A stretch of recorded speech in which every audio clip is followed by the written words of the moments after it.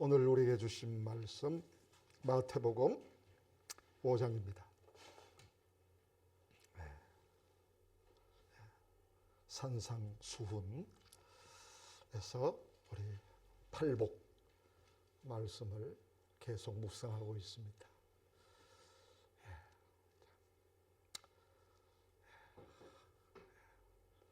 우리 오늘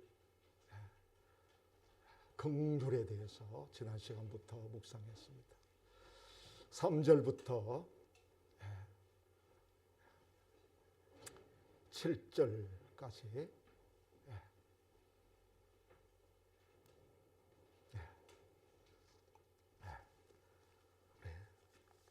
암송할 수 있는 분들은 암송하시고 7절은 두 번 우리 읽도록 하겠습니다. 이 말씀이 내면화되도록 이 말씀이 내 속에서 내면화돼야 이런 사람들이 공부할 수 있고 이런 사람들이 정치할 수 있고 이런 사람들이 하나님의 나라를 섬길 수 있는 것입니다. 이게 본질입니다. 놓치면 안 됩니다. 함께 읽겠습니다. 심령이 가난한 자는 복이 있나니 천국이 그들의 것이며 애통하는 자는 복이 있나니 그들이 위로를 받을 것이며 온유한 자는 복이 있나니 그들이 땅을 기업으로 받을 것이며 의에 줄이고 목마른 자는 복이 있나니 그들이 배부를 것이며 긍휼히 여기는 자는 복이 있나니 그들이 긍휼히 여김을 받을 것이며 긍휼히 여기는 자는 복이 있나니 그들이 긍휼히 여김을 받을 것이며. 아멘. 아멘.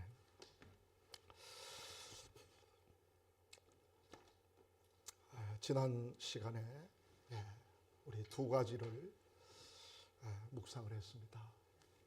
보입니까? 한번 읽어볼까요? 첫째가 시작. 내가 하나님으로부터 받은 긍휼이 어떤 것인가를 알 때 다른 사람을 긍휼히 여길 수 있습니다. 그죠? 하나님의 긍휼을 체험해야 된다.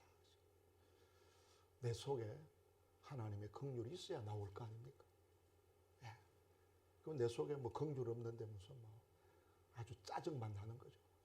보기 싫은 거죠. 두 개로 나누었습니다. A, 시작. 사람은 하나님을 알기 전에는 자신이 얼마나 비참한 존재였는지를 알 수 없습니다.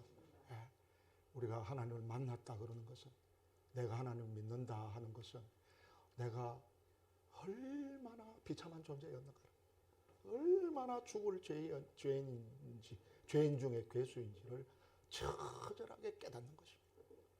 그래서 예수님 나의 구주십니다. 이게 위로부터 나는 거죠. 그렇게 돼야 신앙이 이제 시작하는 것입니다. 그죠? B, 시작. 그리스도 안에서 인간과 삶에 대해 눈을 뜬 우리는 무신적 인간 존재의 절망적 상태와 파멸을 알게 되었습니다. 그러니까 그걸 알고 나니까 이 하나님 없는 이 세상이 얼마나 잘못 가고 있는지를, 절망적인 것인지를 너무 안타깝게 생각되는 거예요. 왜 저 사람들이 대통령 되려고 그러는지, 왜 저 사람들이 저렇게 뭐를 그냥 하려고 그러나, 뭘 저렇게 공부를 하려고 그러냐. 안타까운 거다. 두 번째 큰 주제로 시작. 긍휼히 여기는 자는 이미 하나님의 긍휼을 받았다는 증거를 가졌기 때문에 복이 있습니다. 그러니까 하나님의 긍휼을 받았다는 것만이 아니라 증거가 있단 말이에요. 그 증거는 보여지는 거 아닙니까? 내가 삶 속에서, 그죠? 내가 부부간에, 내가 자녀들과의 관계 속에서 이 긍휼을 체험한 것이 바로 증거가 된단 말이에요. 이거는 눈빛으로, 얼굴 모습으로, 행동으로, 말로, 그죠? 그 섬김으로, 그게 막 우러나온다 저절로. 그 증거를 복이 있는 거죠. 그래서 오늘은 세 번째 그 이야기는 긍휼히 여기는 마음은 주님 자신의 마음이다 하는 것입니다. 마태복음 9장 13절 시작. 너희는 가서 내가 긍휼을 원하고 제사를 원하지 아니하노라 하신 뜻이 무엇인지 배우라. 나는 의인을 부르러 온 것이 아니요 죄인을 부르러 왔노라 하시니라. 아멘. 그죠? 제사를 원하지 아니한다. 제발 뭐 예배 형식 하나님께 나와서 뭐 하는 그런 의식만 가지고 판단하지 마라. 나는 긍휼을 원한다. 그 죄인을 사랑하기 때문에. 아이고, 난 죄가 너무너무 많아서 못 나오겠다. 아니죠. 나는 죄가 너무너무 많기 때문에 나온다. 그 빛으로 나와야 되잖아, 어둠에서. 그죠? 에베소서 2장 4절에도 보면 시작. 긍휼이 풍성하신 하나님이 우리를 사랑하신 그 사랑을 인하여. 긍휼이 풍성하신 하나님. 긍휼을 알아야 사랑도 하는 거죠. 긍휼을. 전부 여기 말씀이 다 우리 엘레오 전부 다 거기서 다 똑같은 단어로 다 시작되는 거예요. mercy. 그죠? 그런 영어로 하면 그렇죠. 그래서 우리가 다른 영혼에 대하여 긍휼히 여기는 마음은 우리 속에 주어진 예수 그리스도의 마음입니다. 그러니까 정말 내 마음 속에 참 내 가까운 사람들을 위해서 기도할 수 있다. 불쌍히 여긴다. 그죠? 그런 거는 이미 내 안에 주님이 계시다는 거예요. 주님과 나 자신이 하나가 된 마음이에요. 주님이 내 안에 계셔서 나를 통해서 다른 심령에 대하여 긍휼히 여기시는 것입니다. 분명히 알아야 되죠. 나한테는 긍휼 없습니다. 그죠? 이 인간이 무슨 긍휼이 있습니까? 그거는 닦아도 수양해도 안 돼요. 내 속에 주님이 계시니까, 긍휼의 주님이 계시니까 긍휼이 흘러나오는 거예요. 이게 자연스럽게 흘러나와야 이게 성숙한 사람이죠.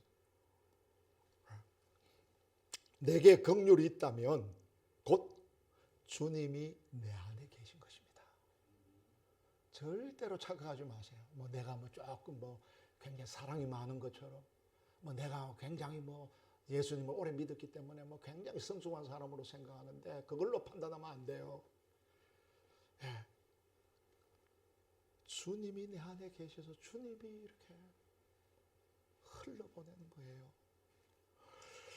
그래서 주님이 없는, 예수 그리스도가 없는 자연인에게는 긍휼이 없어요. 자연인이 뭡니까? 뭐 하나님 모르고 예수님 모르는 거죠. 그 자연인, 내추럴맨. 한 번 태어난 사람. 그죠? 물론 생명이 없는 자연인들에게도 긍휼의 빛과 비슷한 낌새는 보일지 모릅니다. 인정합니다. 예수의 생명이 없어도요, 자기를 수양해가지고 얼마든지 그 긍휼, 적은지심, 불쌍히 여기는 마음, 동정심, 연민 이런 거 나올 수 있어요. 이런 게 안 나오면 세상 살 수가 없죠. 이거 자연 계시잖아요. 일반 계시잖아요. 그 낌새가 있어요. 낌새가. 냄새가 있단 말이에요. 그런 기색이 있어요. 그거 부인하지 않습니다. 그러나 그것은 성경에서 말하는 예수 그리스도가 말씀하는 긍휼이 아닙니다. 혼동하면 안 됩니다. 그래서 잠언 12장에 10절에 보면 분명하게 말씀하고 있습니다. 성경은 분명합니다. 시작. 의인은 자기의 가축의 생명을 돌보나 악인의 긍휼은 뭐라고요? 잔인. 정확합니다. 이거. 악인의 긍휼은 잔인하다. 예?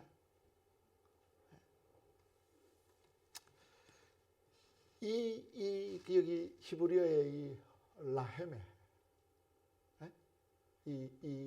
이거는 이게 뭐냐면은 그 내장이란 뜻이 창자.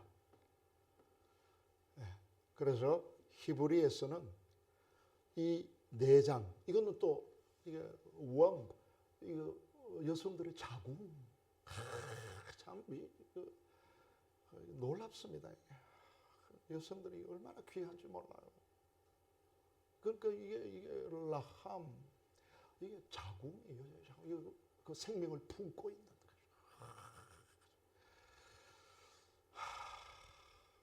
거죠. 그러니까 참 여성들이 긍휼이 많아야 돼요. 그 여성들이 사나우면 그거는 종말이에요, 종말.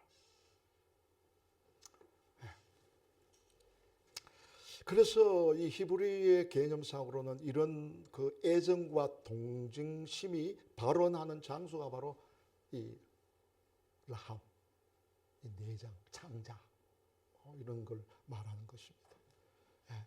그러니까 비유적으로 말하면 예수님의 마음이죠. 그렇죠? 주님의 생명이 없는 사람들의 긍휼이나 동정은 그 자신이 포기되지 아니한 상태에서 나오기 때문에, 이게 이제 우리 영적인 싸움이죠. 자기 자신이 포기되지 않았기 때문에 긍휼이나 동정을 받는 사람의 마음을 오히려 해치게 됩니다. 그러니까 그거는 해친다는 건 잔인한 거예요. 그래서 여러분 들어보셨을 거예요. 동정은 최대 모욕이다. 이게 이 목사의 아들 니체가 그 당시에 그 기독교에 대해서 얼마나 실망했는지, 아버지에게도 실망했는지 모르겠어요. 이 기독교의 본질을 보여주지 못하기 때문에 이런 사람이 나타나는 거예요. 그 아버님이 목사인데도 이런 이야기를 합니다. 어떠한 악덕보다 더 해로운 것은 동정과 연민이다 그랬어요. 이거 기독교를 이야기하는 거예요. 기독교가 그 당시에 굉장히 베푸는 거, 이렇게 섬기는 거, 이런 걸 말은 많이 하는데 이게 해롭다 할 정도로 모든 실패와 약함에 대해서 이 동정, 연민, 이게 잔인하게 된다 그 말이잖아요. 참 그래요. 그리고 요사이도 그 기독교인들이 그 베푸는 자선, 그런 이렇게 봉사하는 이런 걸 보고 세상 사람들이 위선자들, 이런 시대잖아요. 그러니까 우리 자식들이 말이죠, 여러분들을 보면서 우리 부모는 위선자야.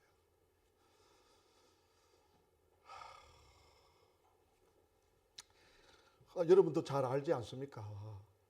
남에게 불쌍히 여김을 받는 것보다 자존심이 상하는 일 없습니다. 이게 잘못 구제하고 잘못 도와주면요, 사람을 오히려 더 망치는 거예요. 실컷 도와주고도 망치는 거예요. 그렇기 때문에 주님 없는 사람들에게서 나오는 긍휼은 긍휼이 아니고 잔인이다. 잔인. 로마서 1장 시작. 우매한 자요, 배악한 자요, 무정한 자요, 무자비한 자라. 그 21가지 죄가 나오잖아요. 하나님을 모르는 사람들의 죄 중에 무정하다. 오늘 무자비하다. 이게 안엘레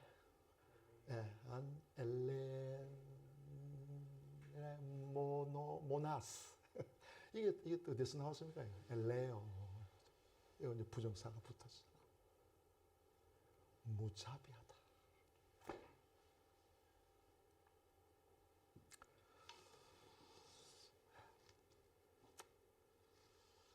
그러므로 긍휼은 곧 주님 자신이고요. 주님의 생명의 자연스러운 표출입니다. 표출, 겉으로 드러난다는 거 아니에요. 자연스럽게 흘러나온다.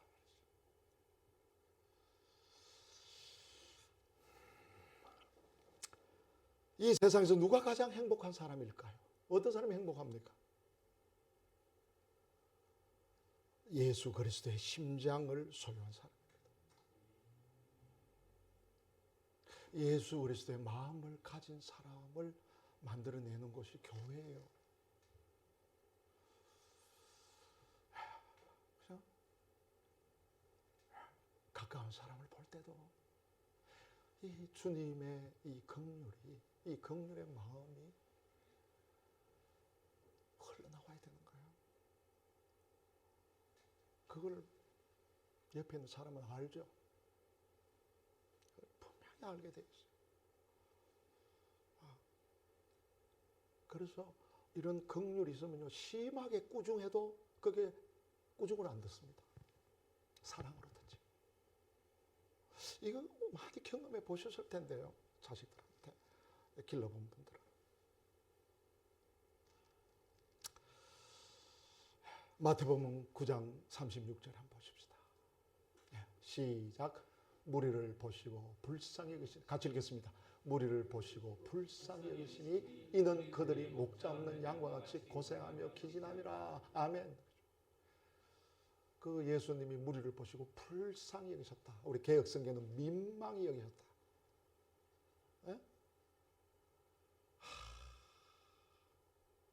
에스플랑크니세데 스플랑크 좀 마에서 왔네. 이게 이 긍휼을 70인역 그 번역에서는 바로 이 스플랑크 좀 마에서 나온 이 단어를 사용하고 있어요. 같이 긍휼과 이 불쌍히 여기는 마음과 그 예수님의 마음이 그 백성들을 보면서 목자 이런 양과 같이 고생하며 기진한다. 그 이 스플랑크 존마에서 나온 이 단어가 내장이란 뜻이에요. 이것도 그러니까 내장, 오장육부, 창자. 그러니까 내 속 깊은 곳에서 움직이는 그런 연민과 동정심이 긍휼인 거예요. 예수님은 유리방황하는 전 인류의 고난을 보시다가 이러한 사랑으로 견딜 수 없어서 육신을 입고 무리 속으로 뛰어들어오신 것이 너무너무 안타깝고 불쌍해서 내가 그냥 인간 내 몸을 입고 내려가야 되겠다. 그게 성육신이잖아요. 그게 우리 사순절에 지금 묵상하는. 이것이 이게 내면화돼야 돼요. 이게.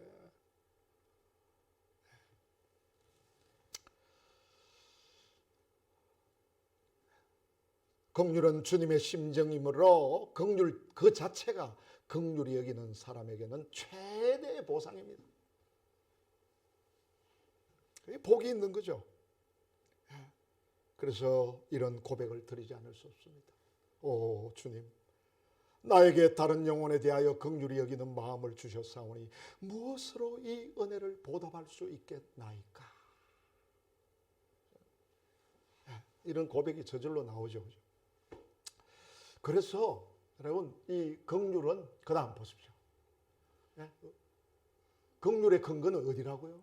그렇기 때문에 십자가예요. 내가 아니고 십자가예요. 십자가. 십자가의 첫 번째 동기가 무엇일까요? 그것은 죄인을 향하신 하나님의 긍휼을 보는 거예요. 십자가 내가 처음 볼 때에 그 십자가를 우리가 이걸 바라볼 때, 그죠? 하나님이 나에게 어떤 긍휼을 베푸셨는가?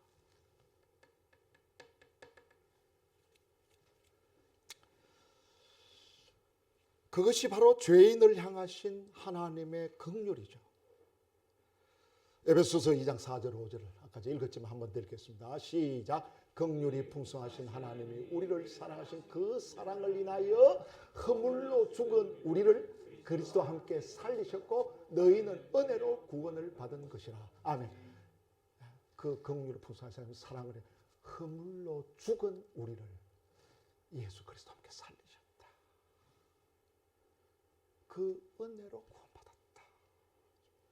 그걸 십자가를 볼 때마다 깨닫는 거예요. 체험하는 거예요.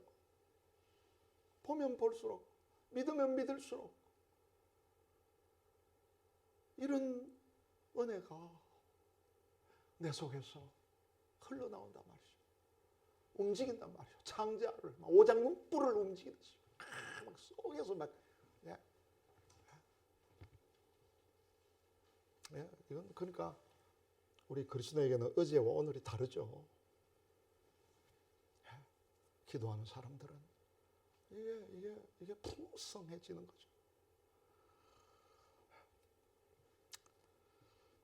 하나님의 긍휼이 없다면 십자가 없습니다.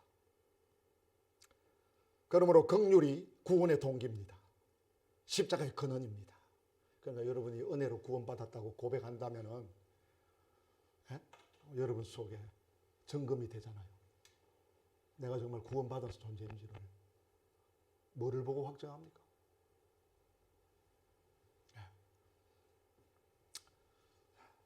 십자가의 근원이다. 긍휼이 없는 곳에는 구원은 없습니다. 십자가는 하나님의 긍휼의 표지입니다. 사인. 그죠? 하나님의 긍휼의 표지. 사인이다. 우리가 십자가를 바라볼 때는 하나님의 긍휼을 봅니다. 나에게 대한 하나님의 긍휼이 십자가에서 나타났기 때문에 이 십자가를 바라볼 때 하나님이 나에게 긍휼을 베푸셨구나. 나 같은 죄인도, 나 같은 이 못된 놈도 이렇게 살려주셨구나. 참 구원을 받게 하셨구나 하는 것을 깨닫게 되면, 체험하게 되면, 내가 다른 사람에 대해서 완악한 심정을 가지게 되면요, 조금이라도 내 옆에 있는 사람에게 완악한 그런 심정을 가지게 되면 십자가가요, 나의 수치를 폭로시킵니다.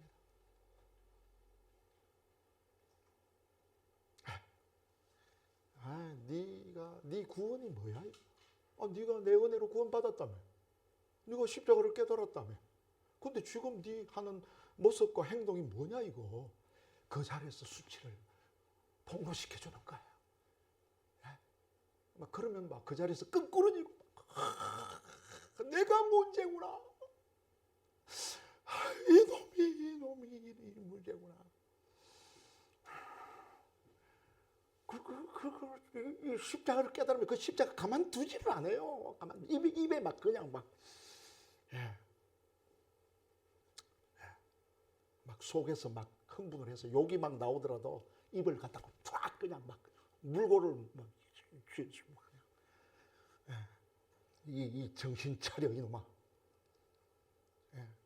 네가 목사냐? 그러면서 설교하냐? 뭐 그냥 가만두지를 않는 거예요. 그 절규가 나오는 거예요. 이게. 십자가 없는 긍휼 없습니다. 내가 형제에게 긍휼의 마음을 가졌다면 나의 모든 것이 십자가 위에 올라갔다는 뜻이에요. 예수님이 십자가에 매달렸듯이 십자가에 내가 올라갔다는 거예요.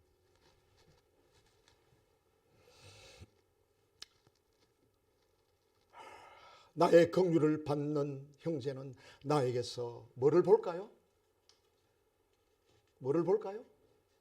십자가를 보는 거예요.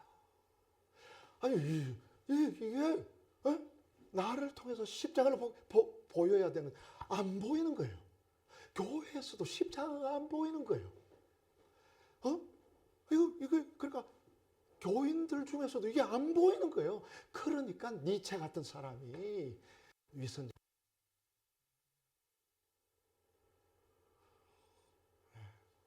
이게 우리 사순절에 풀어내야 돼요.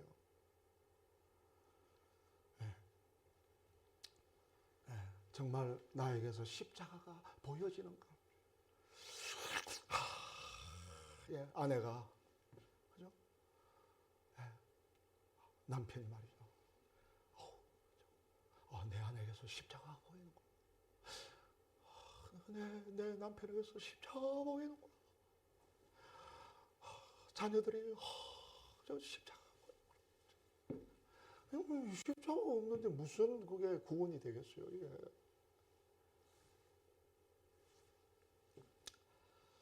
십자가 없는 긍휼은 가난한 자 앞에서 부자가 자신의 행복을 자랑하대요. 자랑하되 더 고상하게 자랑하기 위하여 동정을 베푸는 태도가 되고 마는 거예요. 참 여러분 이거 깨달았었으면 좋겠어요.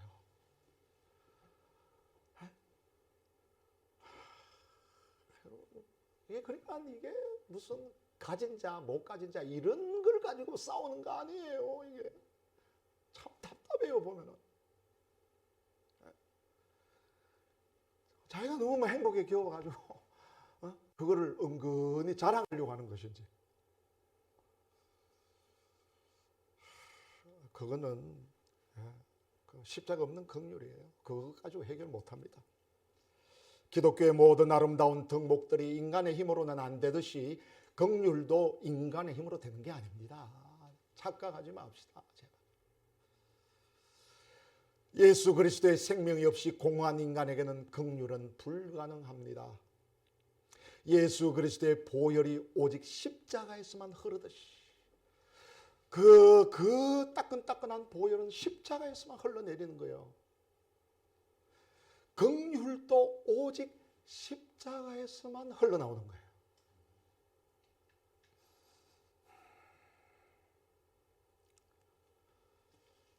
그래서 저는 이 보혈은 긍휼의 생명이고 실제란 말이에요. 긍휼의 생명이고 긍휼은 보혈의 몸이다. 이렇게 깨달았습니다.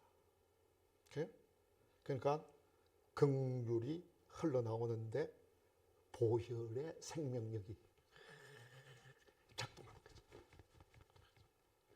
그러니까 이거 우리 그리스도인 아니고서는 죽었다 깨도 못 깨닫는 겁니다. 이런 걸 여러분 그 이야기를 나누면요 세상 사람들 꼼짝 못합니다. 해결이 안 되기 때문에. 마지막으로 그 다음 한번 읽어볼까요? 시작. 긍휼이 없는 자에게는 긍휼 없는 심판이 기다립니다. 이거 잘 마음에 새기고 우리 이번 한 주간 정말 무릎 꿇고 기도합시다. 우리 저녁 기도에서도 정말 무릎 꿇고 긍휼 없는 사람은 심판 기다립니다. 이거 제 이야기 아닙니다. 야고보서 2장 13절 시작. 긍휼을 행하지 아니하는 자에게는 긍휼 없는 심판이 있으리라. 긍휼은 심판을 이기고 자랑하느니라. 아멘. 아멘. 여러분 보세요. 긍휼을 행하지 아니하면 긍휼 없는 심판이 온다는 것입니다. 긍휼이 없는 사람에게는 지하 감옥과 같은 심정을 자기의 보상으로 소유하게 됩니다. 여러분 긍휼의 마음이 없으면 내 마음이 막 지옥 같아. 지옥. 감옥 같아. 감옥.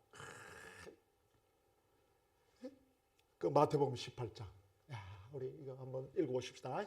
찬찬히 시작. 그때 베드로가 나와 이르되 주여 형제가 내게 죄를 범하면 몇 번이나 용서하여 주리까? 7번까지 하리까? 예수께서 이르시되 내게 이르더니 7번뿐 아니라 7번을 70번씩이라도 할지니라.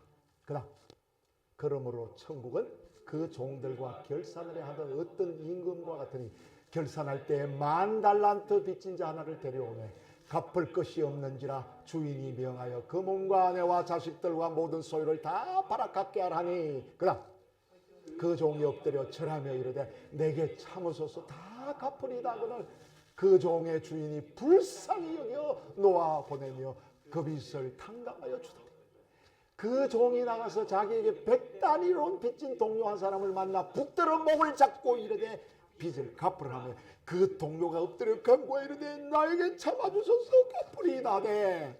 허락하지 아니하고 이에 가서 그가 빚을 갚도록 옥에 가두거늘 그 동료들이 그것을 보고 몹시 딱하게 여겨 주인에게 가서 그 일을 다 알리니 이에 주인이 그를 부르다가 말하되 악한 종아 내가 빌기에 내가 내 빚을 전부 탕감하여 주었거늘 내가 너를 불쌍히 여김과 같이 너도 내 동료를 불쌍히 여김이 마땅하지 아니하냐고 주인이 노하여 그 빚을 다 갚도록 그를 옥족들에게 넘기니라.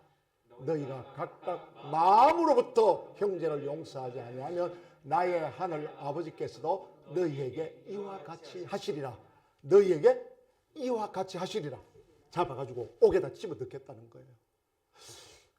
이 용서의 문제를 이렇게 풀어요. 용서 못하겠다.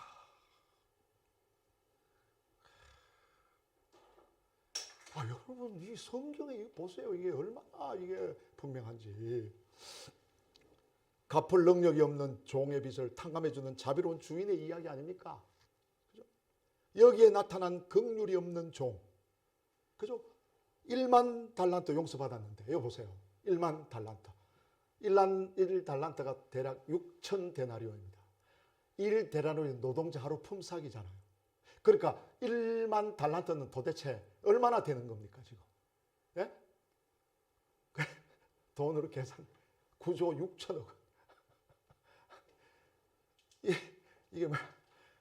이게 16만 4,384년을 한 푼도 쓰지 않고 그걸 모아놔야 1만 달란트가 되는 거 아니에요. 1데나리온이 그렇게 되는 거예요. 이게 100단위로면 1,600만 원밖에 안 됩니다. 이게 2018년 기준이라고 해도 안 돼. 이게 저 그림도 잘 해놨잖아요. 이게.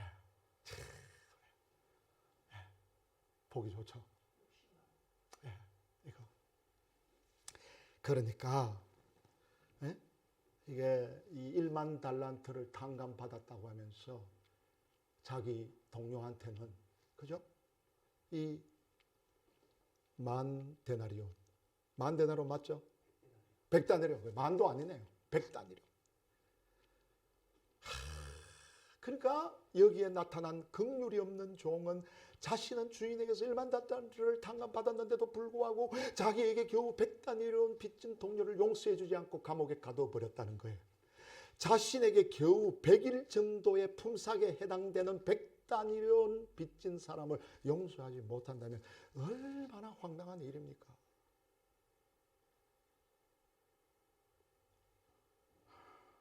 얼마나 우리가 긍휼을 베풀어야 되겠습니까?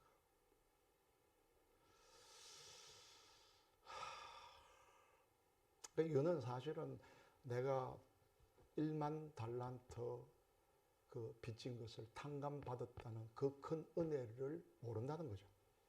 그러니까 여러분 형제 자매들에 대해서 아주 이 매몰찬 마음,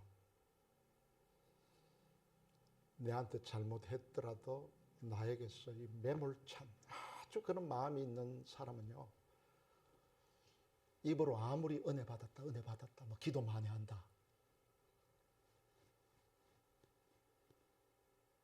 그거는 개좀 막아요. 그거 가지고 우리 변화 못 시킵니다.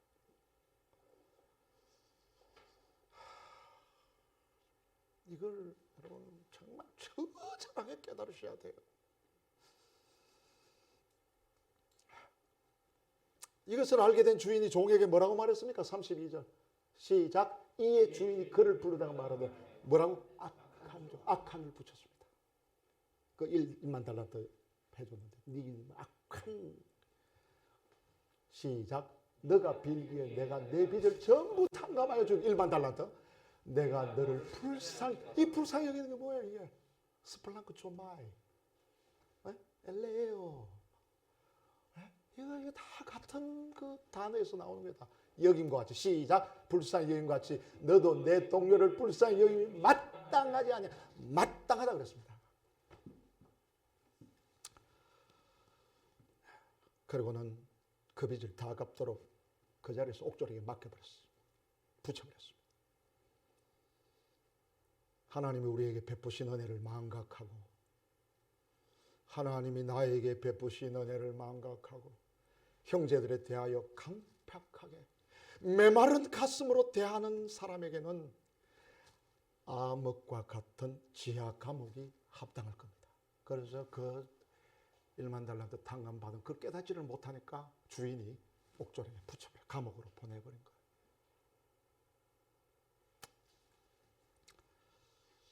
그의 마음도 그의 가정도 그의 모든 삶도 감옥 같을 것이 분명합니다. 사는 게 감옥이에요. 아침에도 감옥에서 일어나서 잘 때도 감옥에서 자는 그런 것밖에 안 된단 말이에요. 그게 그의 보상이라 그 말입니다. 시작. 긍휼 없는 자에게는 긍휼 없는 심판이 기다립니다. 그러니까 긍휼이 없는 자는 하나님 앞에 서는 날 뭐를 받는다? 십자가의 심판을 받을 것이다. 여러분 이거 그냥 저 목사가 그냥 입 빨려가지고 우리를 협박하나 그렇게 생각하지 마세요. 내가 뭐 목사가 돼서 뭘로 협박하겠어요 여러분들한테.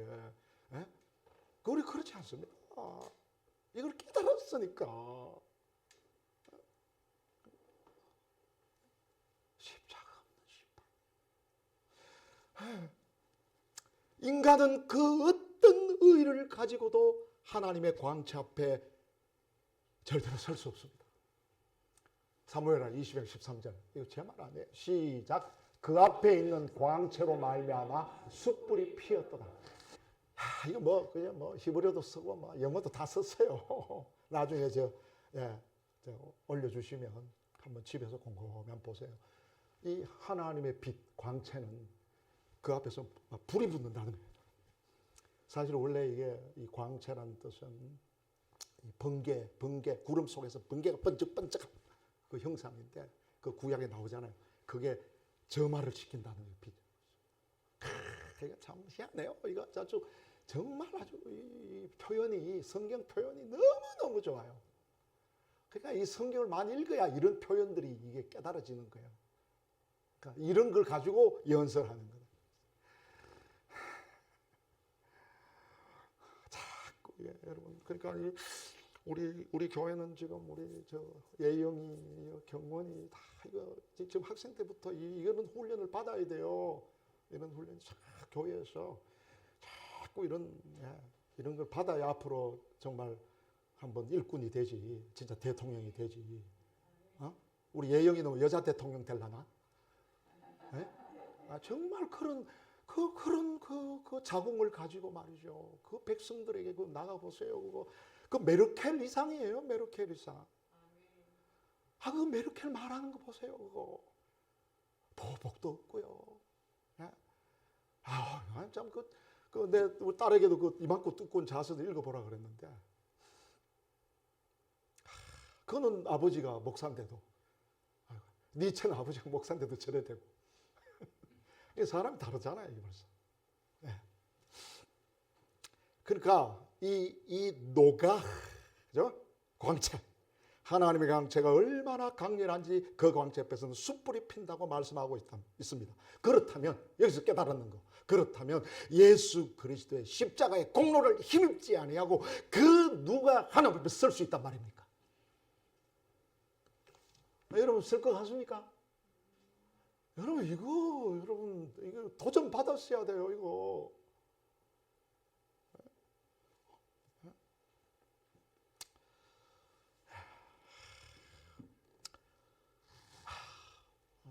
다 했습니다. 주신 거 다 했어요. 찬양해야 되지 않겠습니까? 찬양합시다. 예수 그리스도의 십자가를 찬송하십시다.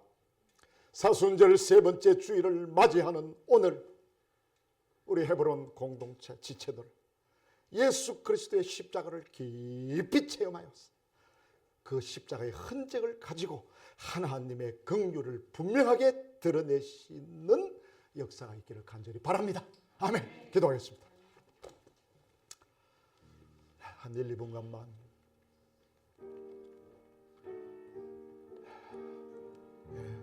여러분 심판이 오고 있습니다.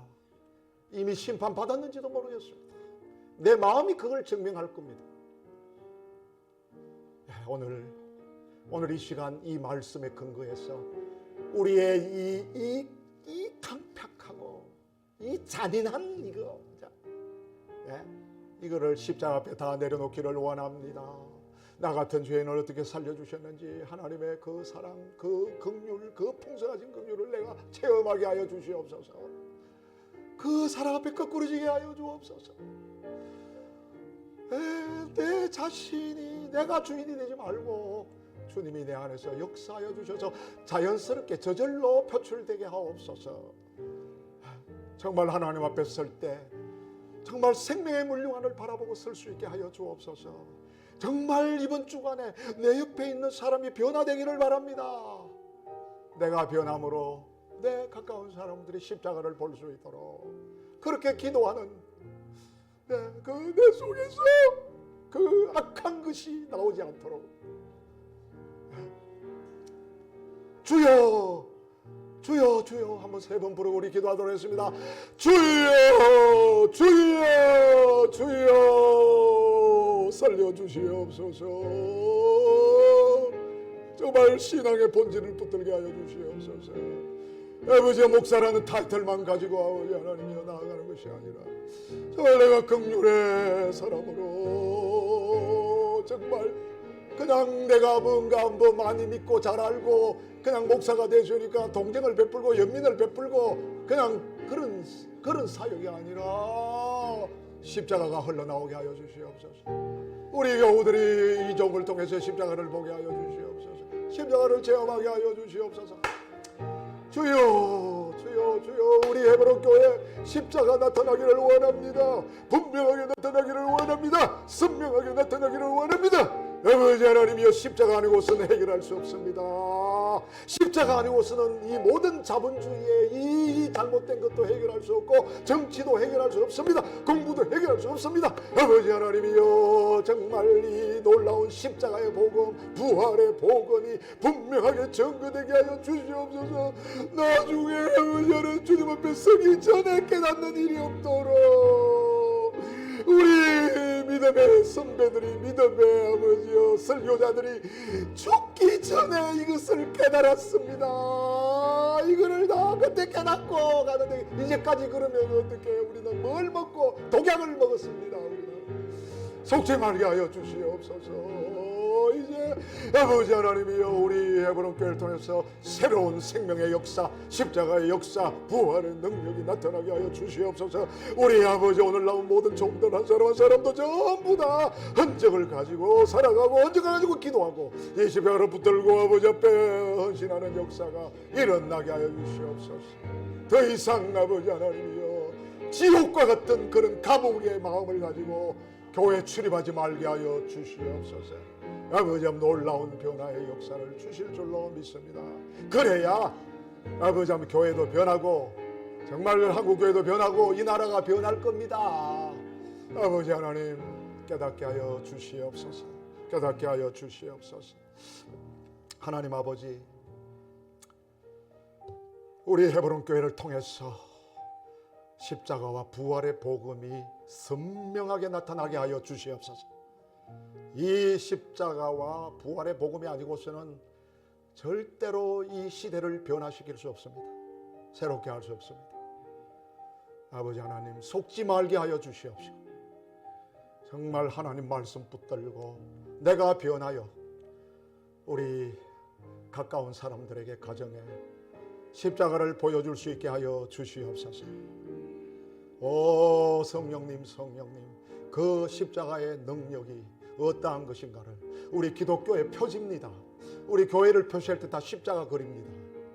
그 십자가가 진정으로 나타나게 해주셔서 우리 교우들이 가는 가정에서도 놀라운 영적 각성이 일어나게 하시고 학교에 가면 우리 친구들에게 각성이 일어나게 하시고 아버지 직장에 가면 직장에서도 조용히 은밀하게 그런 역사들이 일어나게 하여 주시옵소서.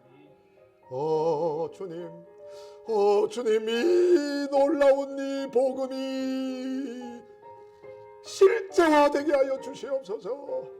정말 내 속에서 내면화되어서 성경 그대로 드러내는 삶이 되게 하여 주시옵소서. 더 이상 마귀에게 내 자신에게 묶여가지고 매일 토한 것도 먹고 토한 것도 먹고 토한 것도 먹고 그렇게 이제는 살지 않게 하여 주시옵소서. 이번 사순절 세 번째 주간에 우리 교회에 영적인 각성이 일어나기를 소원합니다. 그런 기도가 일어나기를 원합니다. 아버지 하나님, 놀라운 변화의 역사가 우리 교회로부터 시작되게 하여 주시옵소서. 주님께 맡겨드렸고 예수님의 이름으로 간절히 기도 올리옵나이다. 아멘, 아멘, 아멘.